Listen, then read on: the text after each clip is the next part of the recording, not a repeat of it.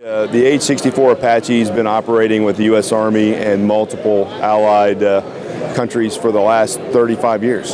So we've been flying them since 1984. The latest model is the AH-64E, commonly referred to as the Echo model.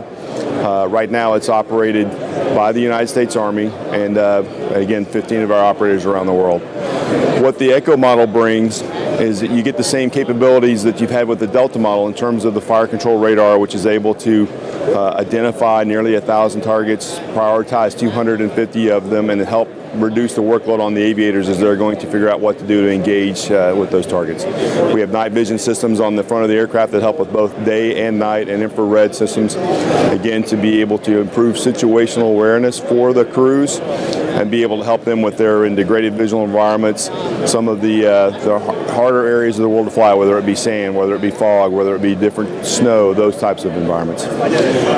With the Echo model, we've gone and we've modernized the transmission that goes into the aircraft. So we've been able to take a transmission with the expanded shaft horsepower, but keep it in the same size compartment that the existing transmission has been in. We've gone and modernized the rotor blades, so we've made them a composite main rotor blade, which has generated roughly 500 pounds of additional lift just by changing the rotor blades, made them easier to maintain. We've gone through and still have the weapon systems that the Apache has had, whether you can fire Hellfire missiles, you can fire rockets, you can fire 30mm weapon systems as well. The Apache is used for a multitude of missions, whether it be aero reconnaissance. So if you're going to be going out and doing reconnaissance scout types of missions to figure out what's going on in the environment in the area, the Apache is being used more prominently for that. If you've got routes going, convoys of vehicles going out, you're able to do convoy security and reconnaissance mission. And then the basic mission that it was designed to be able to do is, which is engage with targets. So be able to go and protect the ground force, be able to engage with armored type of vehicle targets, and be able to go out, identify those, engage those targets, and return home safely. So purpose-built attack aircraft. It's operating right now on all of the continents. If you look at what's going on, there's Apaches everywhere. We have international operators in the Asia-Pacific region, international operators in the Middle East. We have international operators in the European theater. Just in the last couple of years, we have several new countries that are going to buy and operate the Apache.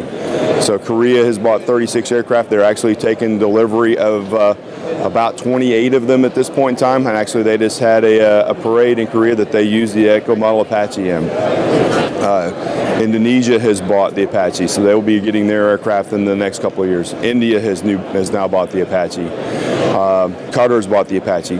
So we have a number of new operators as well as existing operators that have had the aircraft for a while are going to come back and upgrade and use more. So the United Kingdom has come back and they're going to remanufacture 50 of their existing aircraft. So they'll take those aircraft, they'll come back through the factory, they'll modernize them from the Delta model to the Echo model, and they'll go back in and be able to support operations in the UK. And that's, we're having a lot of the customers that have the existing aircraft. Virtually every one of them is coming back and asking us for information on how do they modernize to the Echo model aircraft. The aircraft has been deployed in theater since 2001. There is no doubt it is the best attack helicopter in the world based on the operations it's done for the last 15 plus years and the number of international customers that are operating it, and the fact that everybody that is operating it is coming back to ask for more aircraft. So holistically, it's a great platform. I'm prejudiced though, I understand. You've helped to marinise the aircraft because the British will be using it off their carriers? Yes, sir. There are a number of our international operators that are operating the aircraft in a maritime environment, operating it from ships. So we've looked at how you're able to do some of the protective coatings for corrosion, how you need to do some of the maintenance on the aircraft with being in that high salt environment, how to be able to operate that. Our weapon systems are being modernized right now to be able to operate in a maritime environment, both the radar and the targeting systems as well, to be able to work in the maritime environment to be able to do those missions. So as we continue to evolve the aircraft, that's one of the key ingredients. How do you, again, continue to make it safer to fly? How do you make it available to fly in all environments, whether it be maritime, whether it be all weather, whether it be high sand, high dust? How do you maintain it easier? And the aircraft's going to fly in the U.S. Army and with our allies well into the 2060 timeframe. So the aircraft is going to be out there for a long time.